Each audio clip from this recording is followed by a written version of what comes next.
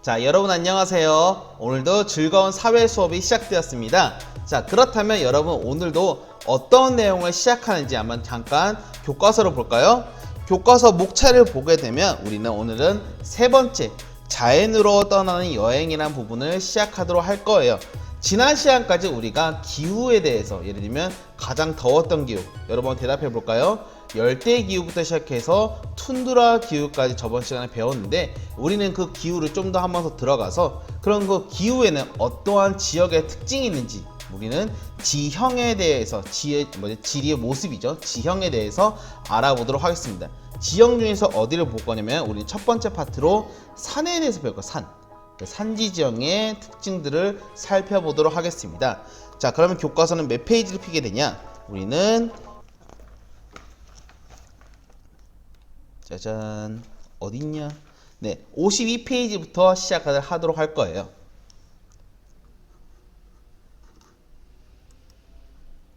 그래서 세계적으로 유명한 산지를 지도에서 찾아보고 우리가 오늘은 사회과 부도도 같이 볼 거예요. 산지를 지도에서 알아보고 산지의 특성 그리고 형성 과정 등을 살펴보도록 하겠습니다. 우선은 산지 지형의 대표 음식 우리 음식하는 거 참 좋아하죠. 선생님 먹는 거 되게 좋아해요. 그래서 살쪘지. 어쨌든 산지 지역의 대표 음식을 소개합시다 해서 보게 되는데 대표적으로 스위스, 중국, 페루 이 세 가지의 국가가 나와 있어요. 한번 음식을 한번 교과서에다가 동그라미 표시 한번 해볼까요? 자, 첫 번째로는 퐁듀, 퐁듀. 두 번째로는 수유차, 그리고 안티쿠초스 이렇게 나와 있는데 여러분이 이렇게 말하면 조금 감이 안 올 것 같아서 한번 선생님이 인터넷에서 한번 사진을 찾아보았어요. 사진을 찾아보니까 왼쪽에 있는 퐁듀 맛있겠다 그치? 그 치즈예요. 치즈에다가 빵을 찍어 먹는 퐁듀. 그리고 오른쪽 위에 있는 것은 이제 수유차로 가는 버터로 만든 차라고 하는데 사실 선생님도 안 먹어봐서 무슨 맛인지 잘 모르겠지만 버터에다가 차를 만든다? 약간 느끼할 것 같은 선생님만의 생각이지만 아마 그럴 것 같아요. 자, 마지막으로 여러분 좋아할 것 같은 우리 꼬치구이까지 이렇게 세 가지가 나와 있습니다.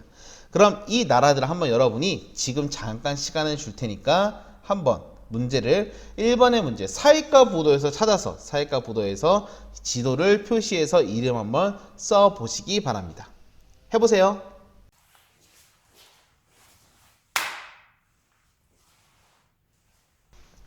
자, 잘 찾아보았나요? 여러분 답은 아마 이렇게 될 겁니다.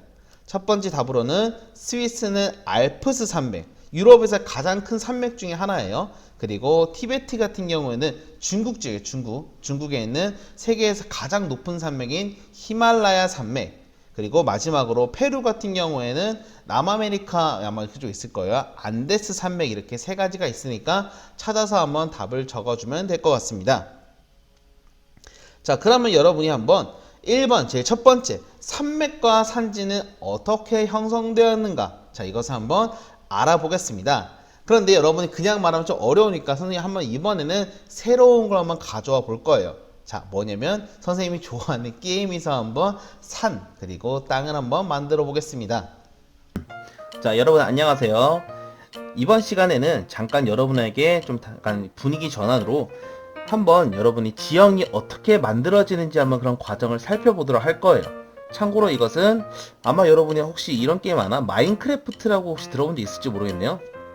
그 마인크래프트보다는 약간 그래픽이 좋은 이건 사실 원래 놀이동산 만드는 게임인데 가끔 선생님은 땅이라든가 지형 만들 때 쓰는 프로그램이기도 해요. 플래닛코스트라고 합니다.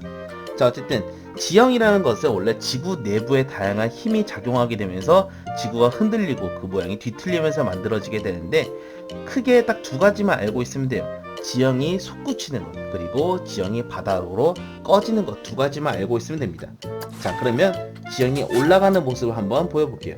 이제 지구판이 이제 흔들리게 되면서 지구가 솟구치게 되는데 이런 식으로 모양이 올라가게 될 거예요. 오, 부담스럽네. 이런 식으로. 그래서 이게 더욱 커지게 되면 저 멀리 있는 것처럼 하나의 큰 산이 만들어지게 될 거예요. 자, 반대로 지구가 밑으로 꺼지게 돼요. 지가판이 흔들리게 되면서 반대로 꺼지는 것을 뭐라고 하냐면 침강이라고 합니다. 침강. 이런 식으로 쭉 꺼지게 될 거예요. 자꾸 밑으로 파고들게 되면 그 밑에다가 물도 생기게 되면서 지하수가 들어오면 이런 식으로 물이 차게 될 겁니다. 자, 이렇게 해서 이게 커지게 되면 하나의 호수가 되는 거고, 이게 바다와 연결이 되게 되면 강이 만들어지게 될 거예요. 뭐 그 외에도 다양한 다른 모양들도 있는데, 대표적으로는 이제 뜨거운 마그마를 뿜는, 여러분 알겠죠? 바로 볼케이노, 화산이 있을 거예요. 그래서 화산도 한번 만들어 봤어요. 화산도 이런 식으로 보여줄 수 있겠네요. 뜨거운 마그마가 펼쳐져 있는 이 호수래. 화산.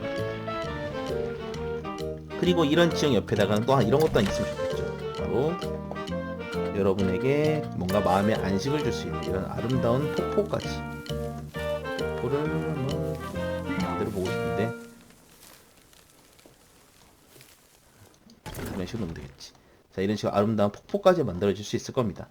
이런 식으로 지형이라는 것은 아주 오랜 시간 동안 시간이 흐르게 되면서 땅이 올라가거나 내려가거나, 다시 한번 말하면 땅 융기, 올라가는 것을 융기, 그리고 내려가는 것을 침강이라고 합니다. 그 외에도 화산이라든가 다양한 작용 등을 통해서 지형의 모양이 바뀌게 된다고 할 수 있을 거예요. 자, 그럼 여러분 게임 영상을 통해서 한번 산지가 어떻게 만들어졌는지 한번 과정을 살펴보았죠? 그럼 좀 더 구체적으로 내용을 살펴보도록 하겠습니다. 자, 선생님을 한번 주목해 보세요. 자, 지구 내부에 의한 힘에 의해서 지각이 솟아났다. 땅의 표면이 솟아올랐다는 것을 융기라고 합니다. 올랐다. 반대로 내려갔다. 내려는 침강이라고 해요. 침강. 다 한자어예요. 한자요. 융기, 침강. 그리고 지각이 구부러진다. 이것을 뭐라고, 이렇게 구부러지는 것을 습곡이라고 해요. 습곡. 그리고 마지막에 지각의 층이 무너지는, 이게 구분이 되는 이런 모습을 뭐라고 하냐면 단층이라고 합니다. 단층. 자, 다시 한 번만 더 반복할게요. 지각이 솟아올랐다. 융기. 지각이 내려갔다. 침강. 그리고 지각이 흔들린다. 그래서 이것을 습곡. 마지막으로는 끊어졌다. 단층. 이 네 가지를 잘 기억하길 바랍니다. 사실 이거는 과학 시간에 할 내용이긴 한데, 여러분이 그래도 한번 맛보기로 이런 게 있구나 한번 생각하면 될 것 같습니다. 그 외에도 화산 활동 등으로 지각이 많이 모양이 바뀐다고 합니다. 지각에는 여러 판이 있어요. 땅판이 있는데 이것이 뭐 여러 가지 지구 내부의 힘에 의해서 갈라지기도 하고, 아니면 구부러지기도 하고, 솟아오르기도 하고, 내려가기도 하고, 다양한 변화 작용이 나타나는 거예요. 뭐 그 외에도 바깥에는 바람이라든가 비 등의 여러 가지 영향 등을 통해서 침식이라든가 운반, 퇴적, 풍화 이런 게 있는데, 침식이라든가 이런 거 내용을 잠깐 한번 그림을 그려볼게요. 자, 산이 이렇게 있어요. 산이 있는데, 여기에서 바깥에서 막 이게 바람이 불어오게 되면 이 산이 하나씩 조금씩 깎이게 될 거예요. 이것을 뭐라고 하냐면 침식이라고 하게 되고, 또 다른 말로는 풍화라고 하게 됩니다. 같은 말이 비슷해요. 그리고 반대로 이게 깎이다 보면 밑에 지역에서는 이제 많은 돌덩이 같은 게 쌓이게 되는데, 운반되고 퇴적되었다 해서 어쨌든 지형의 모양이 조금씩 바뀌게 됩니다. 그럼 계속 바람이 불면 어떻게 되냐면 이 산이 점차 모양이 완만해지게 돼요. 얘가 모양이 둥글둥글하게 깎여지는 거예요.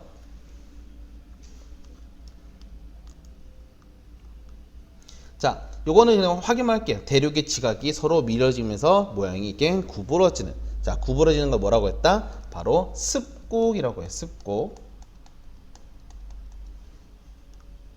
자, 이거는 아까 말했던 습곡의 대표적인 모양일 거예요. 지구의 모양.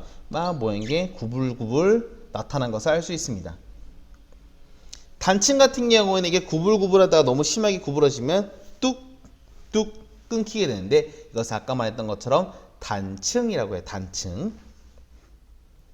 그래서 실제 이런 식으로 모양이 갈라지게 되죠. 단층. 모양이 쭉쭉 잘라졌지. 그래서 지구의 다양한 지형을 형성하는 지구의 힘을 한번 정리해 보면, 여러분이 이것을 교과서에다 정리해도 괜찮고 노트에다 정리해도 되고, 오늘 이번 시간에는 노트 정리도 좋지만 여러분이 이 내용을 머릿속으로 좀 잘 기억했으면 좋겠어요.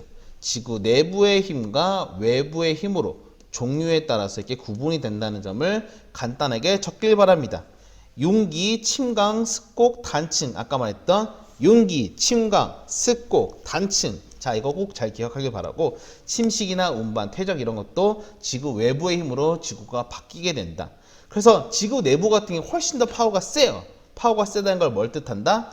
훨씬 더 큰 지형을 나타내는데, 대륙이라든가 산맥 등 큰 모양이 바뀌었을 때를 보통 지구의 내부의 힘에 의해서, 지진 같은 거, 그런 것들이고, 지구 외부의 힘, 대표적으로 바깥에서 내리는 태풍이라던가 아니면 뭐 바람, 비 이런 것들은 조금 작은 지형의 변화를 나타낸다고 합니다. 자, 그래서 여러분 잘 기억할 수 있겠죠? 지구 내부의 힘과 외부의 힘으로 지구의 모양이 바뀌게 되는데, 바뀌다 보니까 당연히 솟아오르는 산도 생기게 될 것이고, 반대로 밑이 파이게 되는 강이 만들어지기도 할 거예요. 이런 식으로 다양한 지형이 형성되게 되는 겁니다. 자, 그래서 세계의 대표적인 여러 가지 산맥과 산지가 있는데, 우리는 여기서 두 가지만 알아볼 거예요. 바로 뭐가 있냐면 신기습곡산지와 고기습곡산지, 이 두 가지를 알아봅시다. 명칭부터 복잡하고 여러분한테 어렵다고 받아들이지 마세요. 자, 바로 뭐냐면 신기와 고기의 습곡, 앞에 있는 글자만 좀 포인트를 보게 되면 신기하게 생겼네, 신기. 그래서 신기한 이런 산들, 바로 이 신기는 바로 최근에 만들어진, 얼마 만들지 않은 싱싱한 산을 뜻해요. 싱싱한 산. 그래서 형성 시기가 오래되지 않은, 신이란 건 새로운 신자인데 오래되지 않고 약간 험난한 산을 생각하면 될 것 같습니다. 대표적으로 뭐가 있냐? 혹시 여러분 딱 바로 물어보면 알겠죠? 세계에서 가장 높은 산, 무슨 산? 바로 에베레스트. 아니면 히말라야든가 이런 높은 산맥의 지역을 보통은 신기습곡산지라고 보통 표현하기도 합니다. 자, 그렇다면 반대로 좀 더 약간 나이가 많이 먹어서, 원래 거의 연도로 따지면 몇 천 년, 몇만 년 차이가 나요. 시간이 오래되다 보면 사람이 굽어버리게 돼요. 이런 예시를 들지 못했는데, 이거 발음이 왜 이러냐. 이런 예를 들어도 될지 모르겠지만, 사람이 오래오래 산 시간이 지나게 되면 점점 허리가 굽습니다. 선생님도 점점 허리가 이제 슬슬 굽어지고 있는데, 나이가 많이 먹었나?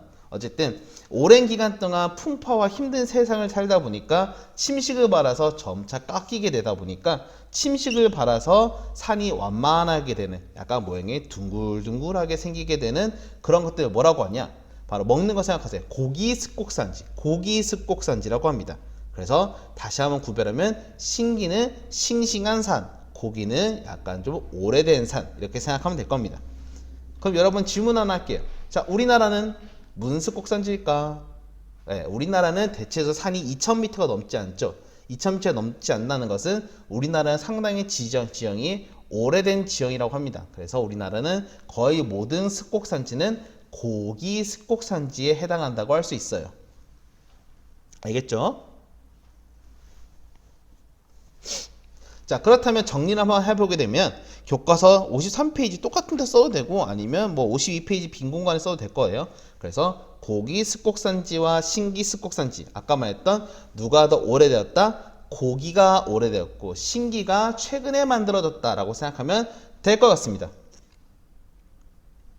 고원 같은 경우에는 어떤 거냐면 이런 거예요. 산인데 산 모양보다 조금 끝에가 이렇게 둥글둥글하게 생긴 이런 모양, 이것을 고원이라고 합니다.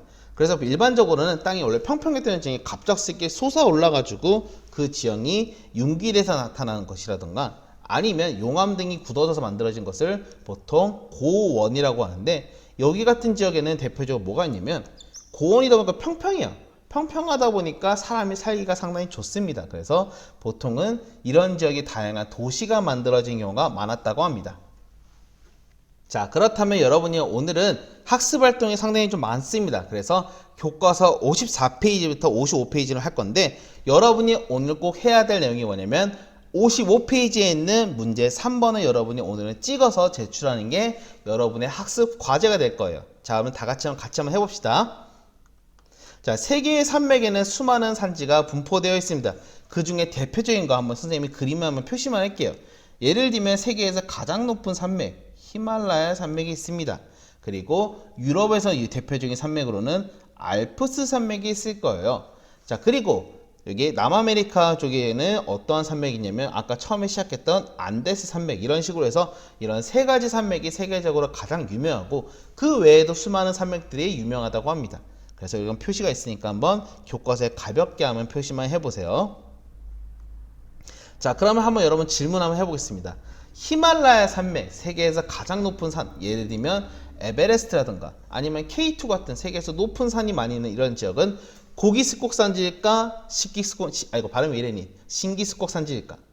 자, 잘 맞추겠죠? 아까 말했던 것처럼 산이 싱싱하다 했죠. 싱싱한 이런 산들은 신기습곡산지라고 했어요. 신기습곡산지. 자, 아비시니아 고원, 여기는 아프리카인데, 자, 이게 보는 것처럼 상당히 산이 되게 가파르게 되어 있어요. 물론 끝쪽에는 고원같이 모양이 나타나기도 하지만 산들이 삐죽삐죽하게 나타난 이런 산들, 이런 지역 같은 경우에도 상당히 산이 삐죽삐죽하다는 것은 신기습곡 산지라고 할 수 있죠. 참고로 이 아비시니아 고원은 여러분이 혹시 이걸 알지 모르겠어. 선생님이 어렸을 때 되게 좋아하던 애니메이션에 되게 배경이 되는 장소인데, 라이온킹이라고 하는 사자와 관련된 애니메이션 하나 있어요. 라이온킹. 여기에 배경이 됐던 장소이기도 합니다. 자, 여긴 발음이 조심해야겠네. 울룰루라고 해요. 울룰루. 놀리는 거 아니에요. 울룰루. 울룰루라는 이 지형은 참 특이하게도 세계에서 가장 큰 바위 덩어리입니다. 잉? 바위? 이게 바위예요. 이게 커다랗게 생긴 요 모양. 마치 무슨 지붕을 만든 이런 모양이 되어 있는데, 이 단일 암석으로 세계에서 가장 큰 이 울루루라고 하는 것은 지각 변동에 의해서 만들어진 하나의 큰 돌덩이라고 해요. 근데 여기 같은 경우에는 참고로 호주의 가장 대표적인 아이콘 같은 장소이기도 합니다. 예를 들면 혹시 여러분 우리나라에서도 좀 세계적인 유명한 레스토랑 하나 있죠? 고기 많이 하는. 답이 나왔을까? 예를 들면 아웃백이라고 했어요. 아웃백. 어쨌든 이런 울루루라 같은 것도 이제 세계적으로 유명한 지형 특이한 모양이 있었고, 자, 에팔레치아 산맥, 여기는 어디냐면 북아메리카, 다른 말로 미국에 있는 하나 산맥이에요. 아까 봤던 산들과 좀 다르죠. 산들이 이렇게 생겨요. 둥글둥글하게 산이 많이 풍파를 겪고 시간이 흘러서 선생님처럼 늙어서 산이 약간 상했던 표현은 그러네요. 약간 산이 좀 오래된 산들. 아까 말했던 오래된 산을 뭐라고 했다? 고기습곡산지라고 했어요. 고기습곡산지. 그래서 에팔레치아 산맥도 고기습곡산지에 해당한다고 할 수 있습니다. 자, 그랜드 캐니언. 혹시 여러분 이거 본 친구 많이 있을 거예요. 세계에서 가장 유명한 협곡지대이기도 해요. 소환사 협곡이 아니라. 어쨌든 이 그랜드 캐니언 같은 경우에는 대표적으로 유럽에서 가장 대표적인 영화 프랜차이즈, 예를 들면 스타워즈라든가 아니면 그 외에 수많은 영화를 찍는 장소기도 하는 이 그랜드 캐니언 같은 경우에도 넓고 평평한 지역이 아주 오래게 만들어진 협곡이라고 할 수 있습니다. 특이한 장소예요. 코토팍시산이라고 하는 에콰도르에 있는 이 산 같은 경우에는 세계적으로 지금도 활발하게 활동하고 있는 화산이라고 해요. 여러분 아마 초등학교 때 배웠을지 모르겠는데, 화산에는 세 가지 종류가 있습니다.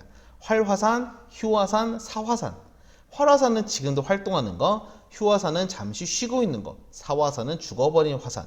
대표적으로 우리나라에는 두 가지 화산이 있죠. 제주도에는 죽어버린 이제 제주도 화산, 그리고 백두산 같은 경우에는 잠시 쉬고 있다 해서 휴화산이라고 해요. 근데 이 코토팍시산의 이 지역 같은 경우는 최근에 언제였냐면 2017년인가 아마 2016년쯤에 아마 화산이 폭발해서 지금도 계속 활발하게 활동하고 있답니다. 그래서 화산이 뻥 터지게 되면 이 지역 사람들은 다른 지역으로 잠시 몸을 이동해야 돼요. 잘못하면 용암이 머리 위에서 퍼 떨어지는데 그걸 막고 있을 수는 없잖아. 그래서 도망가야 돼요. 어쨌든 코토팍시산. 자, 앙헬 폭포 같은 경우에는 세계에서 가장 높은 폭포로 유명한 지역이기도 합니다. 참고로 높이가 어느 정도냐면 973m예요. 일반적인 아파트가 한 3, 40m니까 아파트 몇 채냐 보통? 한 20채 넘겠네요. 엄청나게 높아요. 1km가 넘는 지역 높이다 보니까 거의 여기서 여러분이 떨어지게 되면 몸이 갈아지게 될 겁니다. 물론 그걸 시도하는 사람도 없겠지만 어쨌든 상당히 높은. 참고로 선생님이 군대를 예전에 갔을 때 이런 훈련이 있어요. 어디냐면 보통 한 10m 정도에서 떨어지는 낙하 훈련을 해본 적이 있었는데 되게 무서워요. 10m 떨어지는데 체감이 어느 정도면 한 떨어지는데 한 2초 걸리나? 3초? 좀 오래 걸려 느낌이. 근데 여러분이 만약에 1km 정도 높이에서 떨어진다? 아마 내 생각에는 물론 가속도가 붙겠지만 최소한 10초는 넘을 거예요. 한 2, 30초 넘게 걸리겠지? 물론 내가 떨어지면 몸도 아주 아름답게 사라지게 될 겁니다. 물론 시도하라는 뜻은 절대 아니에요. 이 앙헬 폭포 같은 경우는 여기서 뭐가 옛날에 만들어졌냐면, 여러분 혹시 애니메이션 혹시 알지 모르겠네요. 이런 애니메이션 업이라고 했어. 업의 배경 지역이기도 합니다.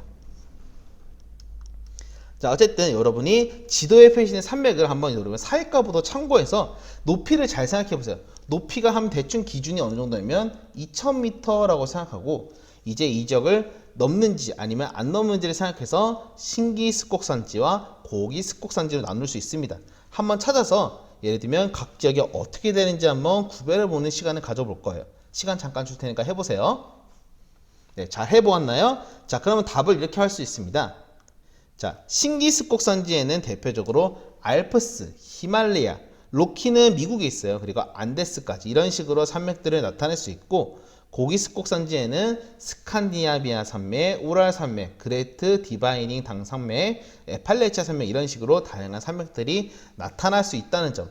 혹시 잘 못 찾은 친구들은 지금 이걸 확인해서 같이 풀면 될 거예요. 항상 모르겠으면 그냥 확인해 같이 따라가면 돼요. 모르겠으면. 그리고 모르는 건 죄가 아니에요. 항상 물어보세요. 두 번째, 등산을 하면서 어떠한 지형을 볼 수 있을까요? 산도 볼 수 있고, 물론 지형이라고 말하니까 여러분 잘 포인트를 까먹지 마세요. 뭐 갑자기 사슴을 볼 수 있고 아니면 곰을 볼 수 있고 이런 거 아니야. 지형이야. 땅을 뭐 어떤 땅의 특징이냐? 예를 들면 폭포도 있고 절벽도 있고 하천도 있고 협곡. 자꾸 협곡하니까 이상한 게 떠오르지만 그 빙하오는 여러분이 우리나라에서 보기는 어렵고 유럽에서 가끔 볼 수 있어요. 호른이나 선상지는 나중에 다시 한번 설명을 할 거예요. 이런 식의 지형을 살펴볼 수 있습니다.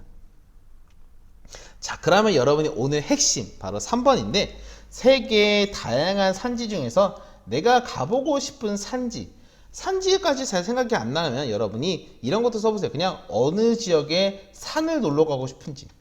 선생님 산 별로 안 좋아요. 산 안 좋아할 수 있죠. 근데 한번 생각이라도 해보라는 거야. 생각이라도. 그래서 3위까지 한번 작성하고 그 이유가 무엇인지 간단하게 한번 작성해 보세요.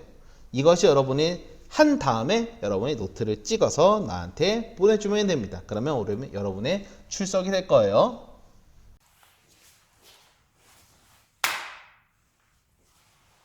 자, 교과서 넘어가서 여러분은 56페이지 자연으로 떠는 여행의 두 번째 파트인 산지에서 살아가는 사람들의 모습을 한번 확인해 보겠습니다.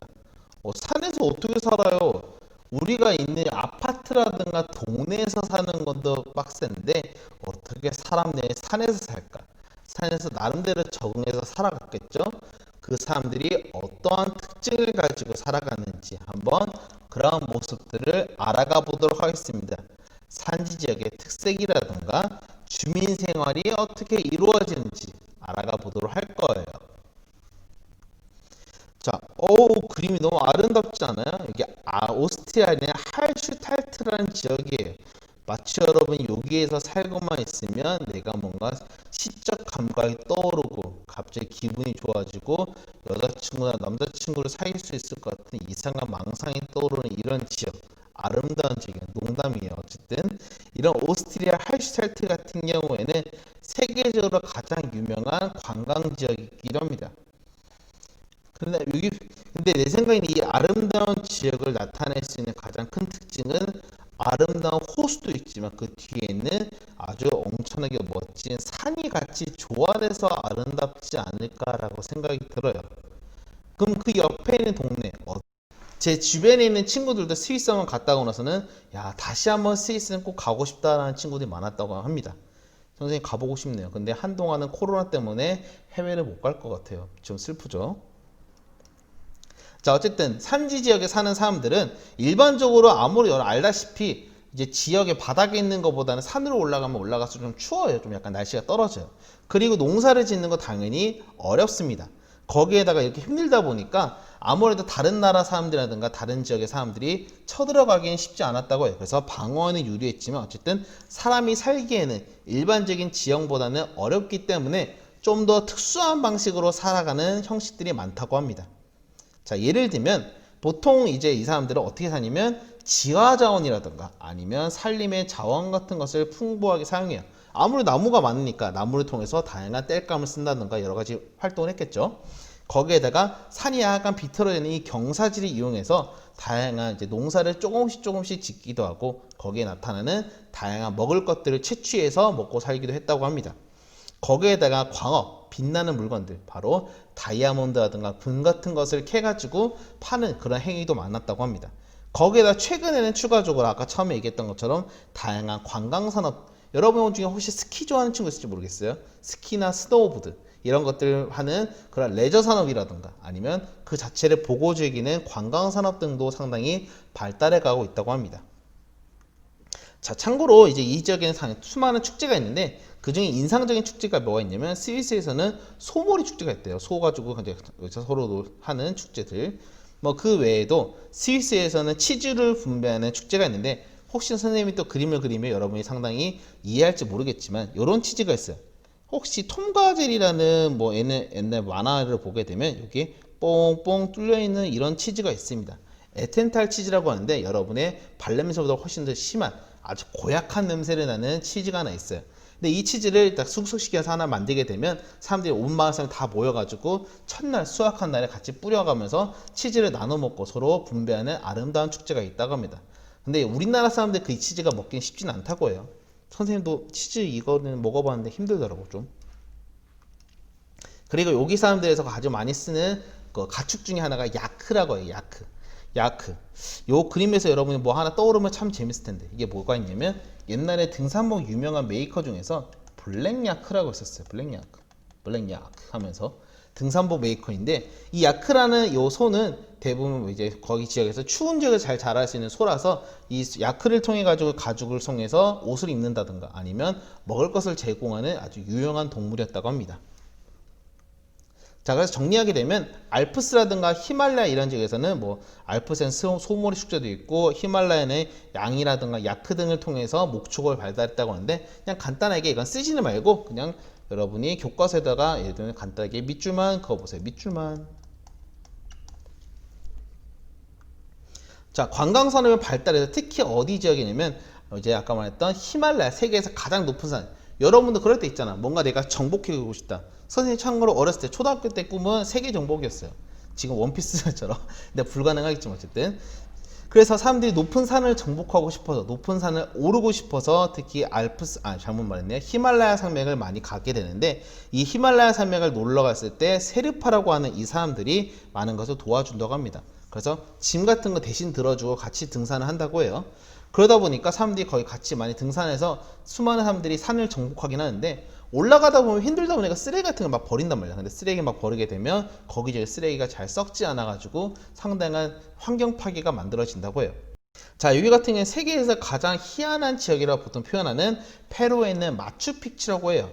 이 그림을 보게 되면 상당히 되게 복잡하게 생긴 돌덩어리가 막 세워져 있는데 이게 발견한 지는 얼마 안 됐어요. 근데 발견했을 때 사람이 살고 있던 것 같다는 얘기고 이건 이 돌덩어리가 있어서 도대체 이건 어떻게 만들어졌을까? 여기에는 어떠한 문명이 어떠한 사람들이 살고 있었을까? 아직도 미스테리로 남아 있습니다. 그래서 세계 뭐 7대 불가사 이런 식으로 나와 있는데 나중에 선생님도 한번 가보고 싶어요. 되게 특이한 지형이라고 해요. 어쨌든 여기에는 아주 높은 거의 2000m가 높은 훨씬 높은 지역에 만들어진 옛날 고대 도시예요. 고대 도시. 그래서 이런 고산 지역 같은 경우에는 우리가 저번에도 얘기했지만 1년 내내 상당히 따뜻한 온화한 날씨를 가지고 있기 때문에 상당히 사람이 살기가 좋았다고 합니다. 그래서 라틴 아메리카, 다른 말로는 남아메리카 지역에서 수많은 도시들이 만들어지는 배경이 되는 동네이기도 해요. 그래서 뭐 대표적으로는 고산 지역에는 마추픽추라든가 잉카 문명들이 발견하게 되는데 이것도 여러분이 간단하게 교과서에서 밑줄만 긋고 넘어갈 거예요. 그래서 대표적으로 낮은 지대에서는 보통 플랜테이션 저번에 했던 농업 있죠. 그 플랜테이션 농업을 하게 되고 1000m나 2000m, 3000m에는 각각의 다른 식의 농업이 지어진다고 하는데 이런 게 있구나 하면서 그냥 보고 넘어가도 될 겁니다.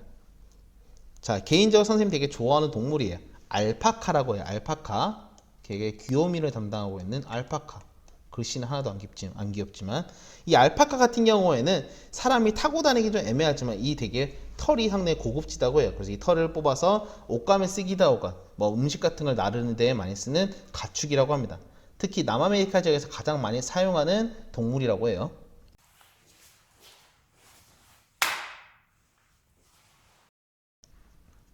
자, 그럼 교과서 57페이지를 보게 되면 아까 말했던 이제 마추픽추 넘어가고 왼쪽에는 전통의성과 전통 가옥을 좀 볼 건데 왼쪽에는 요 동물은 뭐냐면 라마예요. 라마. 아까 뭔가 좀 비슷한 동물 있었잖아. 라마와 알파카의 차이도 좀 있을 겁니다. 한번 봅시다.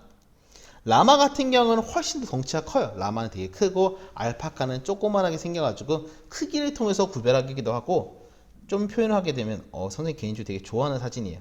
아주 훈남의 이제 왼쪽에 있는 라마와 오른쪽에 귀요미 알파카가 있는데 귀 모양을 보게 되면 이거 정말 필요 없는 지식이긴 하지만 귀가 뒤로 젖혀 있으면 라마, 귀가 위로 쫑긋하게 되어 있으면 알파카라고 합니다. 나중에 여러분이 한번 구경하고 싶으면 이런 차이가 있구나 한번 생각하면 될 겁니다. 그리고 라마가 훨씬 더 목이 길어요. 라마는 훨씬 더 짧습니다. 알파카. 근데 둘 다 성격이 좀 더러워요. 둘 다 침을 찍찍 뱉는다고 해요.